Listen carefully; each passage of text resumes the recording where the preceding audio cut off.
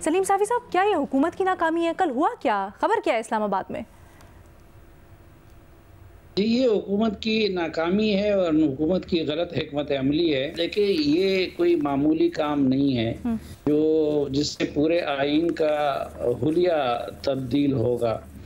तो ये काम पहले से अवाम के सामने भी रखना चाहिए था और पॉलिटिकल फोर्सेस के सामने भी रखना चाहिए था, उनकी राय भी लेनी चाहिए थी, उसको एकोमोडेट भी कर लेना चाहिए था। लेकिन कल जो बुनियादी नुक्ता था वो यही था कि एक तो ये कि वोट पूरे नहीं हो रहे थे मौलाना फजलुर रहमान साहब के बगैर, और उससे पहले जो इंडिपेंडेंट पे इन्हिसार किया जा रहा था तो वो 8 जजेस के फैसले से वो ऑप्शन भी वो हुकूमत के पास नहीं रही थी।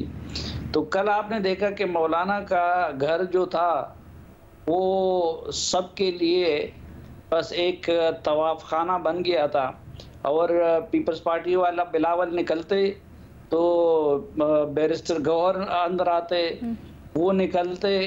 कल आप यकीन माने कि इन तीनों पार्टियों ने बाहर मौलाना के घर के बाहर इंतजार भी किया है कि वो पहले वाला बाहर निकले तो फिर मैं अंदर जाऊं।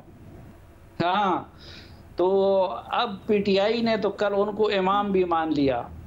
तो मेरे ख्याल में मौलाना साहब जब पीपल्स पार्टी और नून लीग वो भी पीटीआई की तरह उनको इमाम मान ले तो उसके बाद शायद वो भी इनके साथ कोई पैचअप कर ले और कोई दरमियाना रास्ता निकाल ले।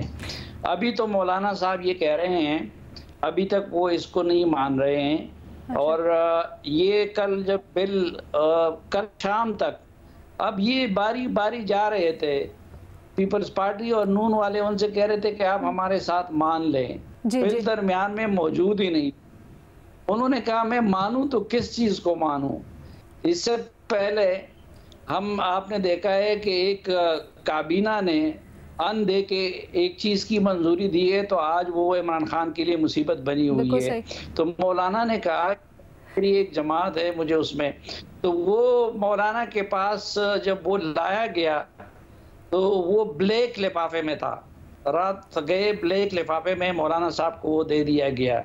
तो मौलाना साहब ने अपने वकला ने बुला लिए, तो मौलाना साहब को अपने वकला ने राय दी कि जी इस ब्लैक लिफाफे में तो ब्लैक सांप है और जगह जगह नुक्तों उसमें जो है ब्लैक सांप छुपे हुए हैं।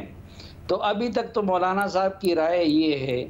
अब दोबारा उनके दर पे हाजिरियों का सिलसिला शुरू हुआ है। अभी हम जब बात कर रहे हैं तो बिलावल साहब उधर पहुंचे हैं। अच्छा। लेकिन मेरे ख्याल में सिर्फ मौलाना साहब को सिर्फ एक चीज पे एतराज नहीं है जो कॉन्स्टिट्यूशनल कोर्ट है, क्योंकि मौलाना साहब कहते हैं कि चार्टर ऑफ डेमोक्रेसी में हमने भी उस पर दस्तखत किए हैं और हमने भी उसको माना, लेकिन बाकी बहुत सारे नुकात है कि जिस पे मौलाना साहब का और उनके वकला का एतराज है। लेकिन मैंने आपको बता दिया कि उनके साथ सर वो निकल सकता है। नवाज शरीफ से भी नहीं मिले मौलाना साहब, ये क्या हुआ? ये क्या स्टोरी है? जल्दी से बता दें जरा। नहीं, कल इस बिल का एक फायदा तो ये हुआ कि मियां नवाज शरीफ साहब का पता चल गया कि वो मौजूद है अल्हम्दुलिल्लाह और पाकिस्तान में मौजूद है। उससे पहले तो मियां नवाज शरीफ साहब भी गायब थे। तो असल मामला मैंने आपको बता दिया कि मौलाना के पास लटका हुआ है, और मौलाना जिस तरह पीटीआई वालों ने उनको इमाम तस्लीम कर लिया, जब ये दोनों पार्टियां भी इमाम तस्लीम कर लेंगी दोबारा तो शायद कोई हल निकल आएगा। भट्टी साहब आपकी क्या राय है? मैडम शेख जॉन एलिया का एक शेर सुन लीजिए, जो हुआ जॉन वो हुआ भी नहीं, यानी जो कुछ भी था वो था ही नहीं, जानिए मैं चला गया हूँ कहाँ, मैं तो खुद से कहीं गया भी नहीं। मैडम शेख, पहली बात, 2-3 बातें मैं सवाल पे आने से पहले बताता चलूँ कि ये ना अदलिया की बेहतरी की कोशिश थी, ना चार्टर ऑफ डेमोक्रेसी से कोई मोहब्बत थी। 19 साल बाद चार्टर ऑफ डेमोक्रेसी से मोहब्बत जाग गई, 2-3 हुकूमतें भुगताई नून और पीपल्स पार्टी ने, चौथी मरतबा इकट्ठे। ये सिर्फ और सिर्फ आज़ाद अदलिया का मक्कू ठपना था और उसको अपना ताबे करना था। अल्लाह का शुक्र है 1973 के आइन का हुलिया बिगड़ने से बच गया। अल्लाह का शुक्र है कि आज़ाद अदलिया पर हमला टल गया। अल्लाह का शुक्र है एक बहुत बड़ा बुरान टल गया जो इसके बाद पैदा होना था। और अल्लाह का शुक्र है जमहूरियत पर ये जो खुद का हमलावर थे, मौलाना साहब के पास आ जा रहे थे, इनका हमला टल गया। तीसरी बात, अभी अख्तर साहब चले गए हैं, वो कह रहे हैं कि कितनी खूबसूरत बात है कि हम ये आ गया है पब्लिक में, अब इनपुट होगा, गुफ्तगू होगी, बातें होंगी। अख्तर साहब, ये आज कानून बन जाना था, आइन में तरमीम हो जानी थी। मौलाना साहब से बात कहाँ बिगड़ी?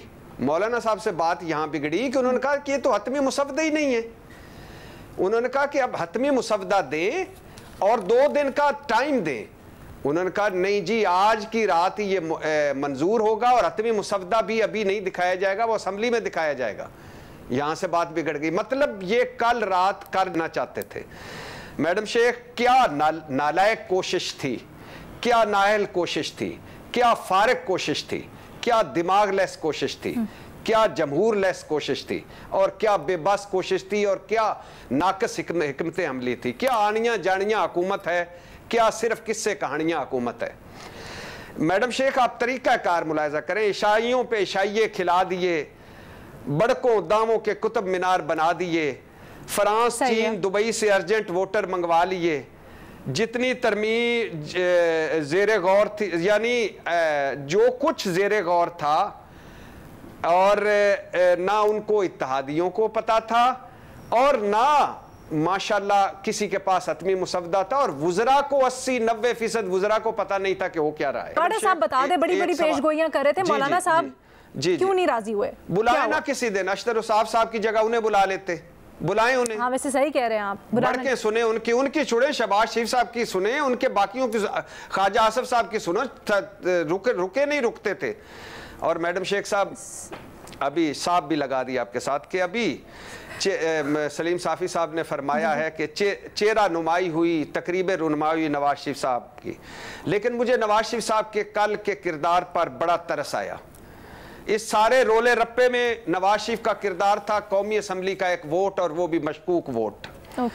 मैडम शेख, बिलाशुबा इस बेनतीजा या ड्रा टेस्ट के मैन ऑफ द मैच मौलाना साहब हैं। अब ये एक अलहदा बात है कि उनकी मुकम्मल डिमांड्स पूरी नहीं हुई, या वाकई वो एक्सटेंशन और मुद्दत मुलाजमत में तोसी के खिलाफ थे, या मुसवदा देखना चाहते थे। ये एक अलहदा बात है। लेकिन मैडम शेख, आखिरी बात कि क्या हुकूमत खुद मेरिट पे आई है? क्या ये असल हुकूमत है? क्या कारकर्दगी वाली हुकूमत है? छोड़ दें इस अदलिया को, बस कर दें खुदा के लिए। कोई हिस्सा तो छोड़ दें इस मुल्क का जिसको आपने बर्बाद नहीं करना।